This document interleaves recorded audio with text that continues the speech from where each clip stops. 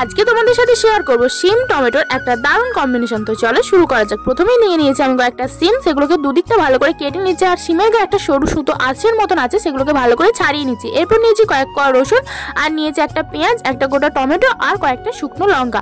তো দেখো, এরপর সিমগুলো দিয়ে তারপর দিয়েছি অল্প একটু জল দিয়ে ভালো করে ঢেকে সেদ্ধ করে নিয়েছি। এরপর জলটা শুকিয়ে গেলে অল্প একটু তেল দিয়ে ভালো করে নাড়াচাড়া করে ভেজে নিয়েছি। এরপর ওই কড়াইতে আমি দুটো শুকনো লঙ্কা, কয়েক কোয়া রসুন ভালো করে ভেজে তুলে রাখবো। আর তারপর দিয়েছি সেই কেটে রাখা টমেটোটা, এর মধ্যে দিয়েছি নুন, হলুদ গুঁড়ো আর লঙ্কার গুঁড়ো দিয়ে ভালো করে ভেজে এটাকেও তুলে রাখবো। এরপর সবকিছুকে একসাথে মিক্সার গ্রাইন্ডারে দিয়ে দেবো। তোমরা চাইলে সিলেও বাটতে পারো, কিন্তু আমার হাতে যেহেতু সময় কম ছিল তাই আমি মিক্সিতে বেটে নিয়েছি। তো অল্প একটু নুন দিয়ে বেটে নিয়েছি। আর তারপর বাটা হয়ে গেলে ওর উপর দিয়ে দিয়েছি কুচনো পেঁয়াজ আর ধনেপাতা কুচি দিয়ে ভালো করে মিক্সড করে নিয়েছি।